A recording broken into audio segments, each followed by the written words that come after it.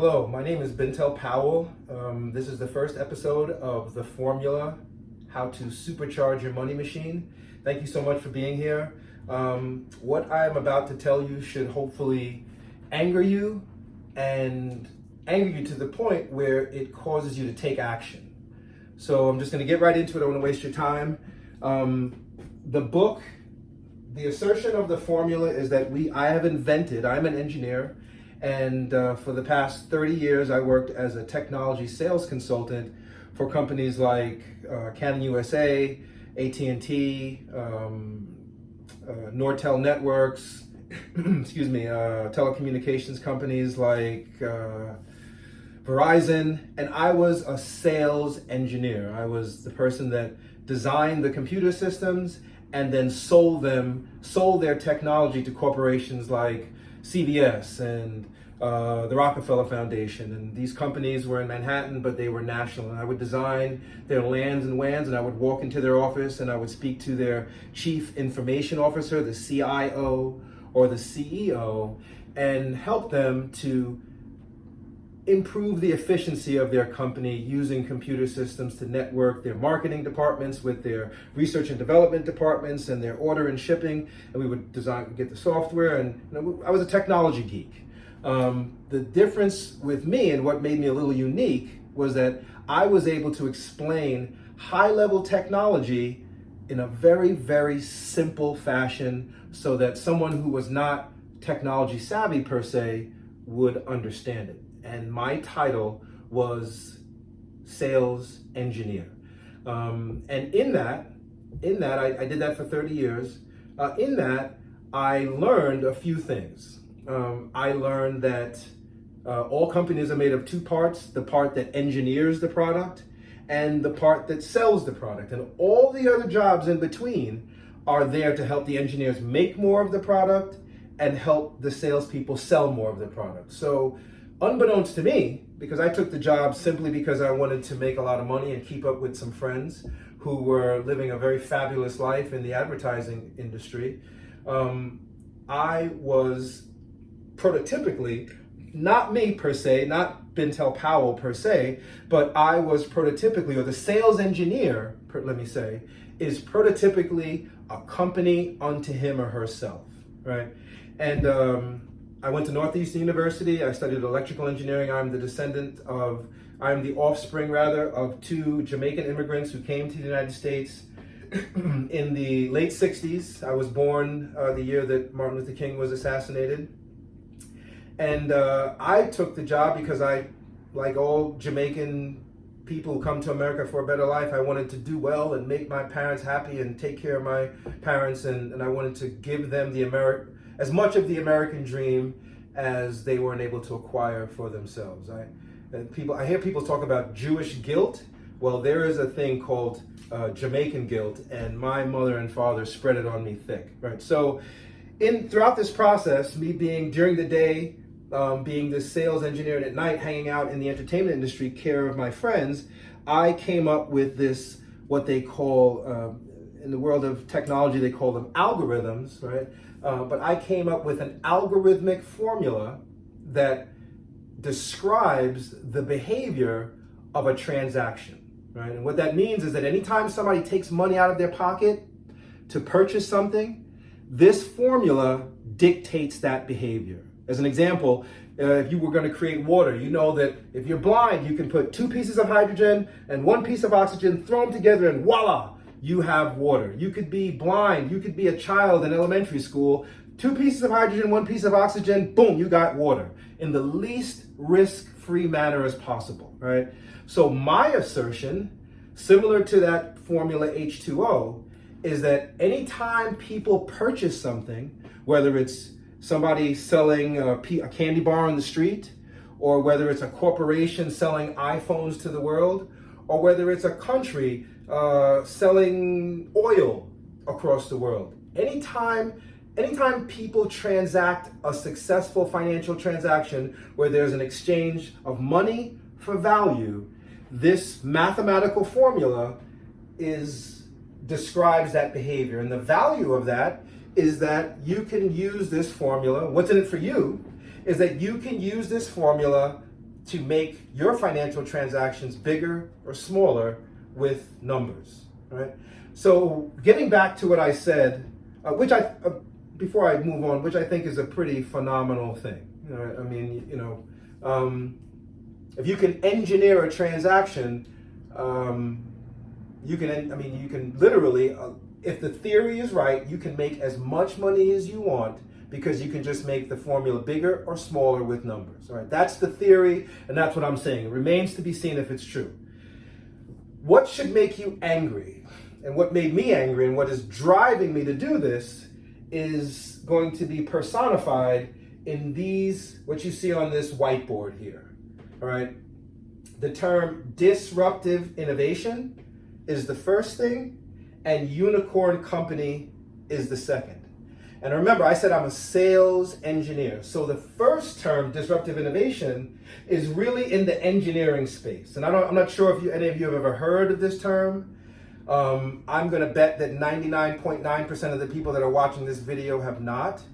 But a disruptive innovation is the highest form of engineering. They're usually created by engineers.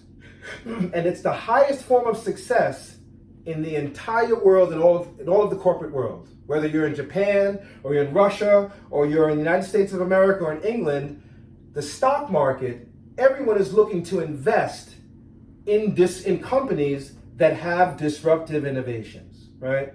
The problem is, this term and the notion of a disruptive innovation is only taught at the Ivy League level.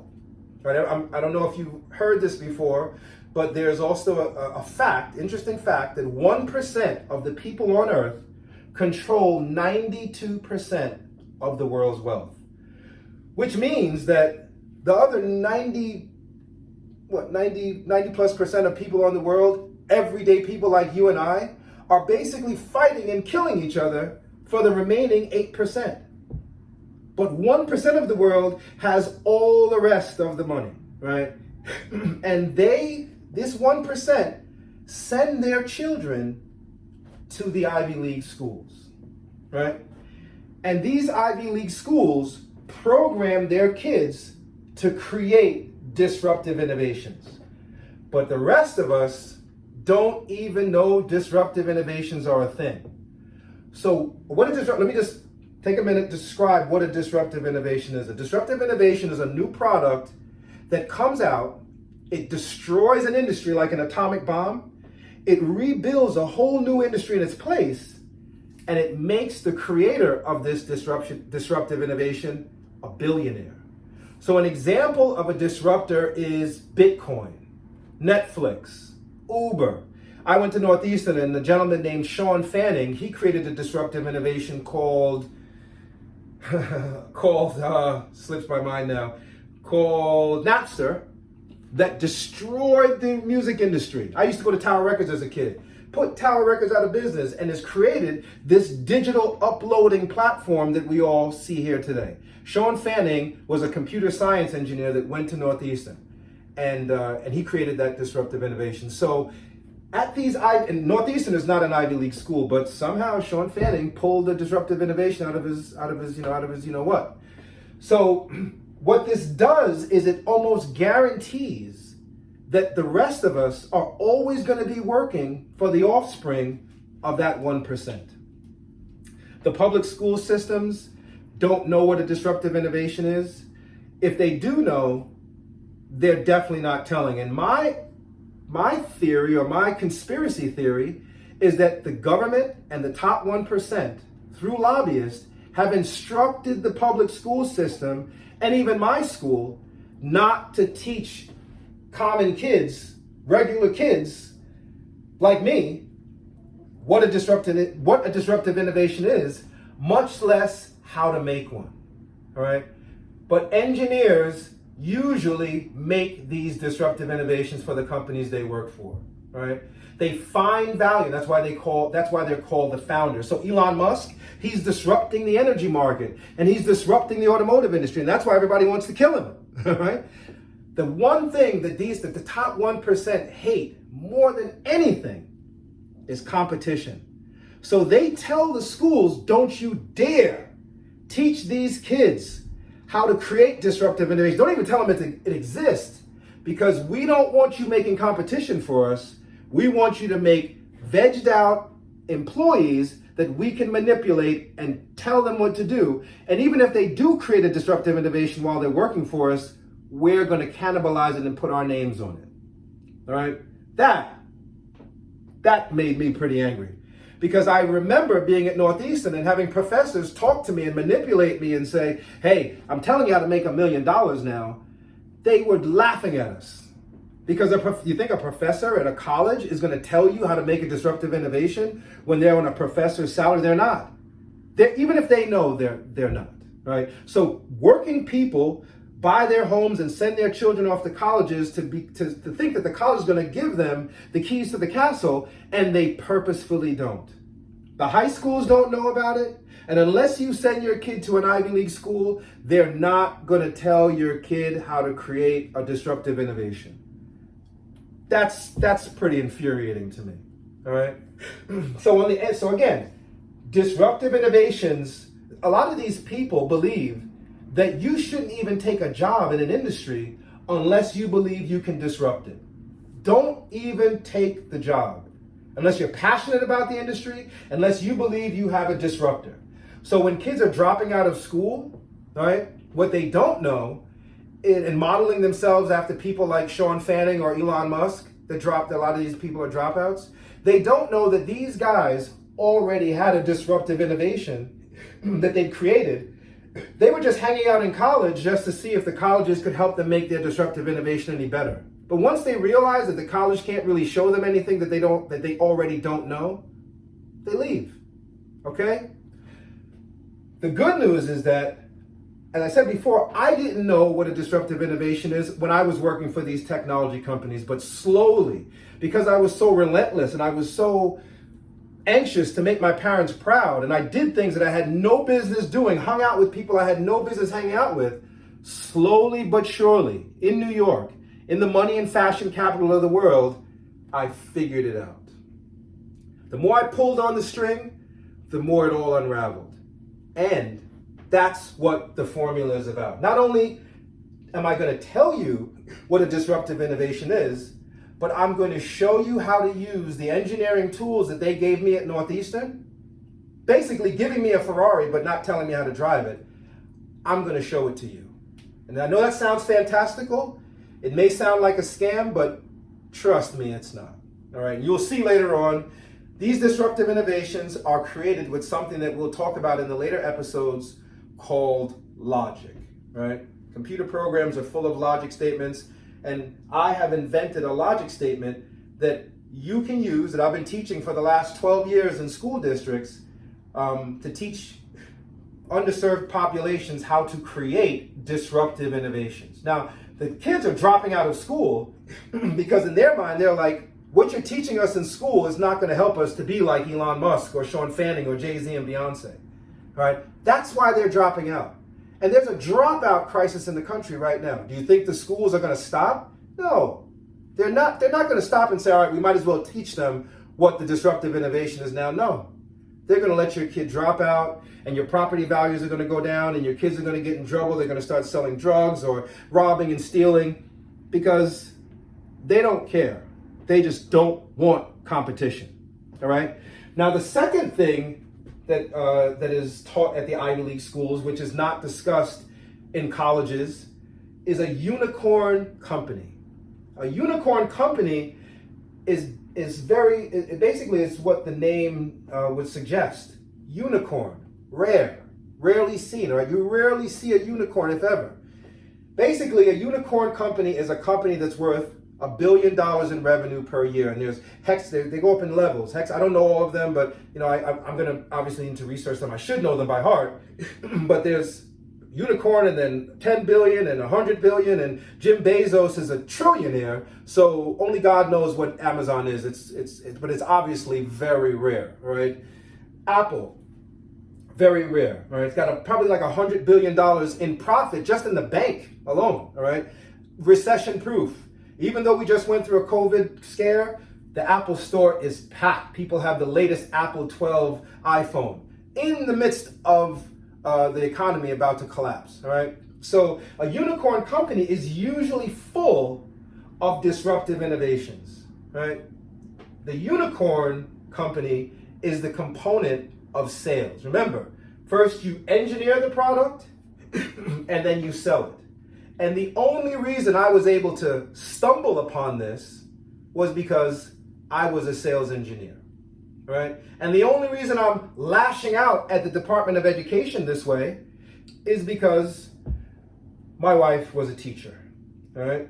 So unicorn companies are created with something called models.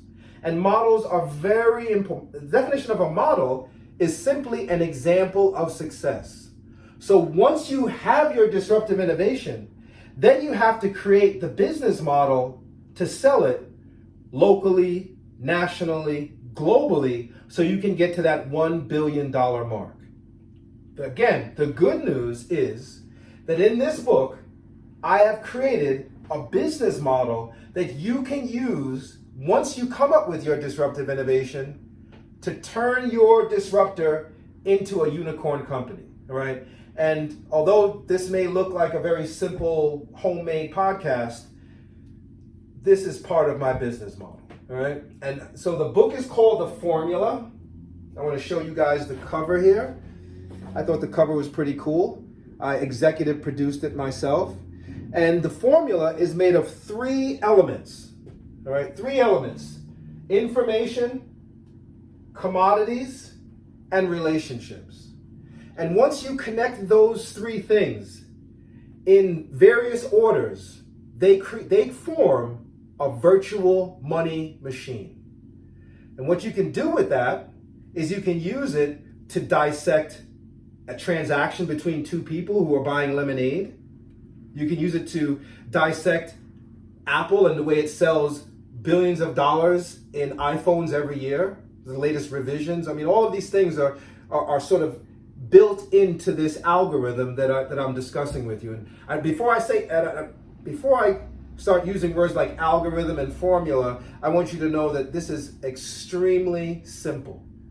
Every rudimental discipline, whether it's boxing or guitar or piano or karate or whatever, swimming, whatever, always starts off very simple, all right? So before you get afraid and think, hey, I hated math in school and I don't want to deal with anything that's mathematical, please just know that if you go on my website, success4mula.net, you'll see me teaching this formula to a pack of 150 kids, some junior high school, elementary school, 6th grade, all the way up to high school, and they all got it. And they were aggressive about it. When you tell these kids that they're going to be like Jim Bezos and they realize that this formula is real, they just take off, all right? Because there's an old adage that says, the elders are the keepers of tradition, and the youth are the innovators of tomorrow.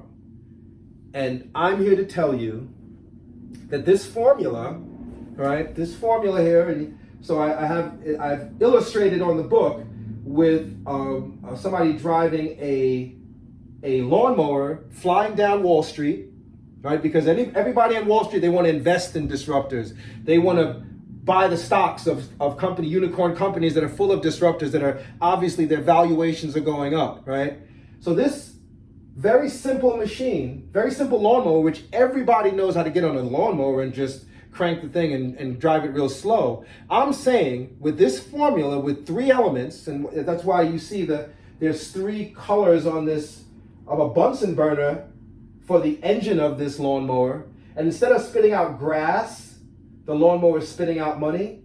I'm saying that this formula is so simple that an elementary school kid can use it, and an executive in corporate America that's looking to maybe reinvent themselves and start their own company and go out on their own, they can use it too, right? So you can go on Amazon and you can see some of the reviews I've gotten from some pretty serious corporate executives.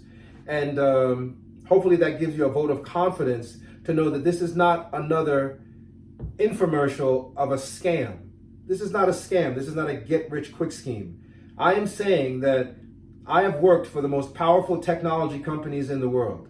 I've won President's Club trips to Monte Carlo. I've closed deals in upwards of $20 million. I've seen things that I've hung out with celebrities. I've seen a lot. And watching them and working for these technology companies, I was able to scientifically examine their behavior in the same way that Booker T. Washington examined a beehive and told Henry Ford that he needed to use an assembly line to create his Ford motor cars. It was Booker T. Washington. In the same way that he did that, I have examined the behavior of corporate America from an engineering and a sales perspective, and I have created this formula for the working class poor, for people that are being marginalized by these corporations, because I don't think it's fair. I think if a neighborhood, if 60% of the people in that neighborhood don't own the companies that operate in that neighborhood is a ghetto. That is the mathematical definition for a ghetto. In 2018, Forbes did a study and said that the average CEO salary was $8 million a year. The average working class family salary is somewhere around $50,000 a year, give or take, right? How is that fair? How is that sustainable as an economy, right? On top of that, cyclically, every 8 years, the economy goes into a dive when Wall Street isn't regulated and there's a housing bubble or an internet bubble and Wall Street destroys the economy. Working class people get laid off. How are you to defend yourself against that? You're not, all right? How are you to get the government to pass laws to protect you and your family and your neighborhood? The United States of America is not a democracy. It's a republic. It's controlled by the laws, and the corporations make the laws. So until you understand how to make a company, understand how to create and sell value, and turn that into a viable company to defend not only your family, but your community, you will be forever on the hamster wheel by these companies who will give you just enough information to keep you going to work and coming back the working class poor. So that is what we're here to do. And I've been reading, I've read so many different books. This book is, people have said it's an amalgamation of, sort of a synthesis of How to Win Friends and Influence People by Dale Carnegie and Think and Grow Rich by Napoleon Hill. And I read Dale Carnegie's How to Win Friends and Influence People. I did not read Think and Grow Rich by Napoleon Hill. And I didn't want to read every self-help book because I didn't want it to influence me too much where I would, copy any of their style. So this is authentically me. It is my autobiography. It's very simple, and I hope you will come along with me on this journey. We're going to do a number of podcasts. We're going to be teaching it in school districts. We're going to be doing symposiums, and I'm hopeful that you will give me an opportunity to prove to you that this is real. This is a real formula. It works. It's tested. I tried to break it, and I couldn't, and now I'm here to give it to you. So God bless you. Thank you for watching. And please watch the other episodes and tune in, stay tuned, because like Muhammad Ali, I'm here to shake up the world. Take care. God bless.